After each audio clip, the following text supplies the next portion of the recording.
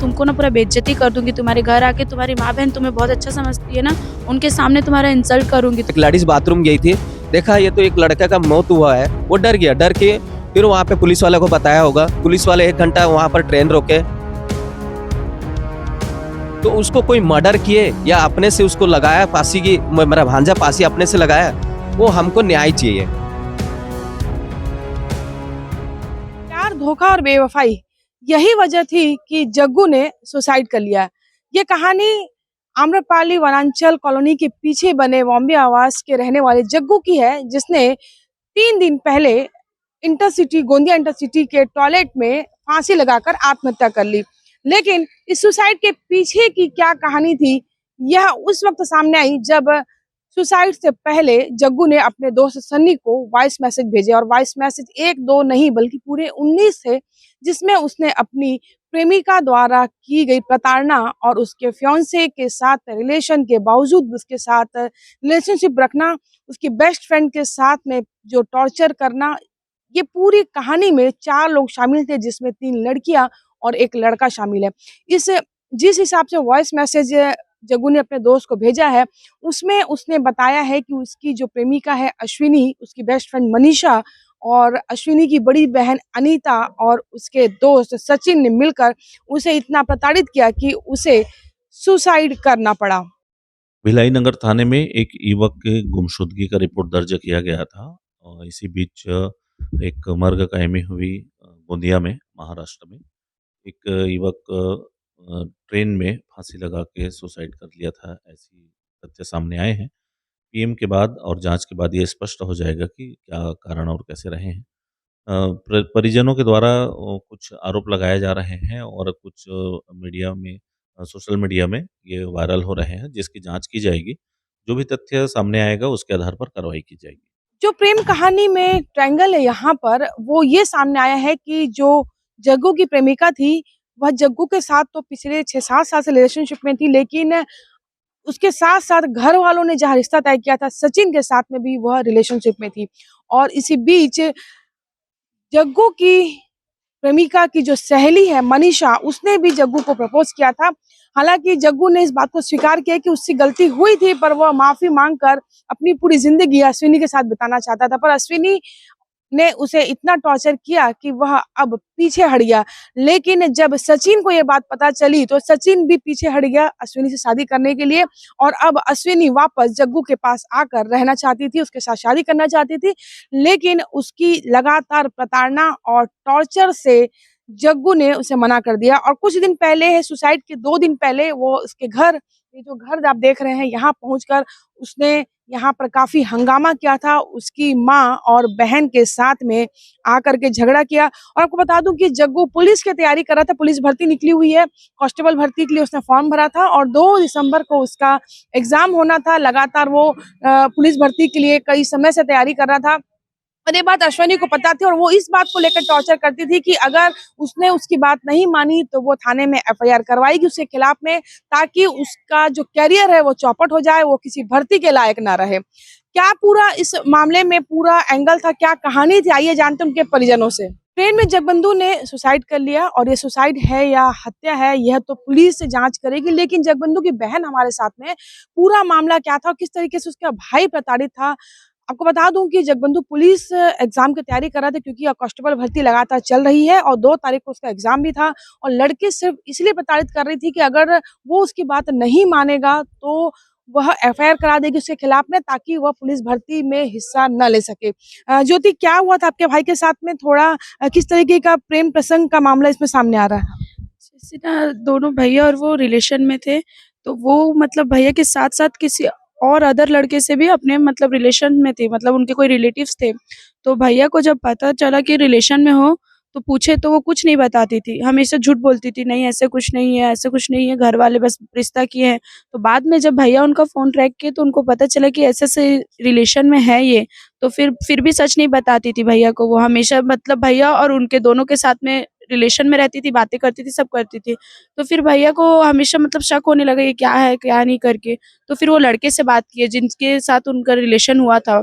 जो फियांसे थे उनके, उनसे बात किए तो सब क्लियर हुआ कि हाँ, तो भैया बोले देखो भाई, ये तुम्हारे साथ भी ऐसे चीट कर रही है, मेरे साथ भी चीट कर रही है, दोनों के साथ खेल रही है। तो भैया हट गए फिर वहाँ से। फिर बोले कि तुम उसी से शादी कर लो, मेरे साथ मत करो। तुम्हारा रिलेशन लंबे समय से तुम्हारा भी चल रहा है, तो तुम लोग रहो साथ में। तो फिर वो नहीं मानती थी। जब भैया को पता चल गया तो भैया को बोलती थी कि नहीं, मुझे आपसे शादी करना है, मैं आपसे प्यार करती हूँ, उससे शादी नहीं करना चाहती हूँ। तो भैया बोले कि जब मेरे से प्यार करती हो तो तुम उसके और मेरे साथ दोनों साथ क्यों रहती थी? मेरे साथ रहना था। तो बोलती है नहीं, ऐसी ऐसी कुछ नहीं है, ऐसी रहती थी ऐसा-वैसा। तो भैया जब से जाने तब से उससे अलग कर रहने लगे, मतलब ब्लॉक कर देते थे, बात नहीं करते थे। फिर भी ज़बरदस्ती बात करने के लिए अनब्लॉक करो, इसके उसके फ़ोन से फ़ोन करती रहती थी हमेशा। तो फिर एक दिन भैया को बोली कि मैं तुमको ना पूरा बेइज्जती कर दूँगी, तुम्हारे घर आके तुम्हारी माँ-बहन तुम्हें बहुत अच्छा समझती है ना, उनके सामने तुम्हारा इंसल्ट करूँगी, तुमको कहीं का नहीं छोड़ूँगी। तुम पुलिस भर्ती जाना चाहते हो ना पुलिस में, तुमको पुलिस में बिल्कुल जाने नहीं दूँगी, केस कर दूँगी, देखना तुमको क्या करती हूँ। भैया को एकदम ब्लैकमेल करती थी, तो भैया अब सोचते ऐसे डरा रही है, कुछ नहीं बोले। फिर भैया एक दिन घर में आके वैसे ही करी जैसे बोलती थी वो। तो भैया को हम लोग उसको बहुत रिक्वेस्ट किए, भैया को बोली कि शादी करोगे कि नहीं बोलो? तो भैया नहीं बोलते थे, मेरा पूरी फैमिली है, मैं तुमसे शादी नहीं कर सकता, मैं नहीं करूँगा। तो फिर हमेशा मतलब ऐसे ही करते-करते ना घर में आके ब्लैकमेल करने लगे। तो उस दिन हम लोग सब थे, तो मैं बोली कि रिक्वेस्ट करी उनसे कि छोड़ दो, मेरे भाई ना पूरे परिवार को चलाते हैं, इकलौते मेरे भाई है, मेरा कोई नहीं है, उसको छोड़ दो तुम, कुछ मत करो।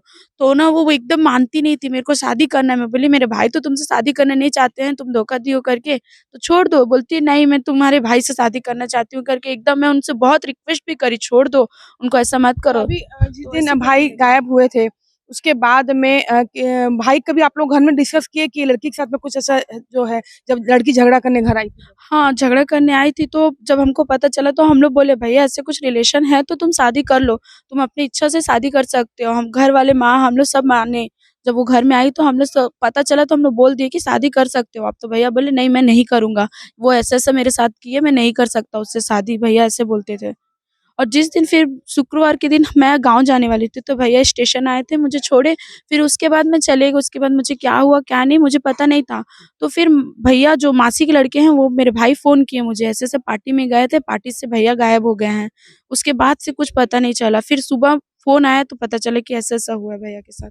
देखिए, ये पूरी जो कहानी है प्रेम प्रसंग से जुड़ी है, लव ट्रायंगल है, इसमें प्यार, धोखा, बेवफ़ाई सब है। क्योंकि जिस तरीके से यहाँ पर बताया जा रहा है कि घरवालों को भी मालूम है कि बेटा उनका रिलेशनशिप में था और लड़की जिस तरह से प्रताड़ित करती थी। और आपको बता दूँ कि जग्गू ने मरने से पहले, सुसाइड से पहले अपने दोस्त, जो उसका ख़ास दोस्त था, उसे सन्नी को करीब 19 वॉइस मैसेज किए थे, जिसमें उसने अपनी पूरी प्रेम कहानी से लेके जो ट्विस्ट था पूरी कहानी में, सारा कुछ उसने बताया था और कहाँ उससे गलती हुई, कहाँ उसकी प्रेमिका से गलती हुई और कहाँ किस तरीके से वो प्रताड़ित होता रहा, सारी चीज़ें इसमें वॉइस रिकॉर्डिंग में शामिल है। पुलिस के पास ये वॉइस रिकॉर्डिंग पहुँच चुकी है और पुलिस इसमें लगातार जाँच भी कर रही है। और आइए अब हम जुड़ते हैं जग्गू के मामा से, क्योंकि जब उनको पता चला कि किस तरीके से ट्रेन में उसने सुसाइड किया था।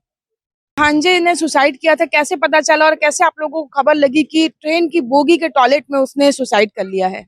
बोगी का ट्रेन क्या हुआ मैम, यहाँ से भिलाई से जाता है, शिवनाथ बन के नागपुर जाती है, नागपुर से सवेरे इंटरसिटी बन के आता है। आने के बाद वहाँ के पुलिस वाले बताया, लड़की का नंबर उनके पास था, ठीक है। उसके बाद वहाँ के पुलिस हम लोग को बताया कि हम लोग जब गोंदिया पहुंचे तो पुलिस वाले बताया देख भाई ऐसा ऐसा बात है। नागपुर से जब वो ट्रेन आई गोंदिया में खड़ी हुई, खड़ी होने के बाद क्या हुआ, एक लेडीज बाथरूम गई थी, देखा ये तो एक लड़का का मौत हुआ है, वो डर गया, डर के फिर वहां पे पुलिस वाले को बताया होगा, पुलिस वाले 1 घंटा वहां पर ट्रेन रोके, पूरा अपना जो करवाया है वो सब किए। उसके बाद एक आदमी लड़का को भी ला के उस बॉडी को निकाले, बॉडी को निकाल के फिर उन लोग सरकारी अस्पताल ले गए। हम लोग आने तक इंतजार किए, हम लोग का सामने पोस्टमार्टम किए। जो लड़का निकाला था वो भी वीडियो करके मेरे को बताया भाई तेरा भांजा इस हालत में मिला है। तो इस हालत में मिला तो उसको कोई मर्डर किए या अपने से उसको लगाया फांसी की, मेरा भांजा फांसी अपने से लगाया, वो हमको न्याय चाहिए। क्योंकि उसका बाप नहीं है, वो एक बहन थी, एक माँ थी विधवा, जवान 28 साल का लड़का है, पूरा घर का जिम्मेदारी उसके मुंडी तैयारी में भी था। कर रहा था पुलिस भर्ती पुलिस का भी भर्ती तैयारी कर रहा था। वो लड़की 2 दिन पहले आके टॉर्चर किया है, धमकी दिया है, तेरे को पुलिस का नौकरी मैं करने नहीं दूंगा, तेरे को ऐसा कर दूंगा, ऐसा कर दूंगा, तू मेरे से शादी करेगा तो करेगा, नहीं करेगा तो मैं ब्लेड में मेरा हाथ काट के मैं मर जाऊंगा, ऐसा ऐसा करके मेरे बहन और मेरे भांजी को बताया था। ये खबर मेरे को पता नहीं था, ये खबर मेरे घर वाले बताया बाद में। उसके बाद उसकी दोस्त को जो था, जिगरी दोस्त, जो वॉइस मैसेज से उसको रिकॉर्डिंग करके मेरा भांजा भेजा व्हाट्सएप में, वो माध्यम से मैं सुना, तब मेरे को भी दिमाग में आया कि मेरे भांजे के साथ ऐसा ऐसा घटना हो गया है।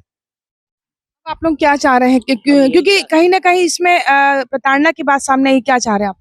हम ये चाह रहे मैडम, देखो जो हुआ है, पर देखो मेरा भांजा का कहना था, उसका जो उसको जो माध्यम से वॉइस मैसेज किया कि भाई मेरे को टॉर्चर देने के चलते मैं इतना बड़ा कदम कर दिया हूँ, तो उन लोग को छोड़ना मत भाई, उनको सजा मिलना चाहिए, तब मेरा आत्मा को शांति मिलेगा। हमारा भी कहना है, घर जितने मेरे मोहल्ले के सदर थे, अम्मा लोग, भाई लोग, बहन लोग, उन लोग बोलते इतना अच्छा लड़का है, उसके साथ इतना बड़ा घटना हुआ, तो उसको सजा जो लोग ने भी किए उनको सजा देना चाहिए और सजा मिलना चाहिए, और हम लोग को न्याय मिलना चाहिए। ये हमारा मतलब निवेदन है।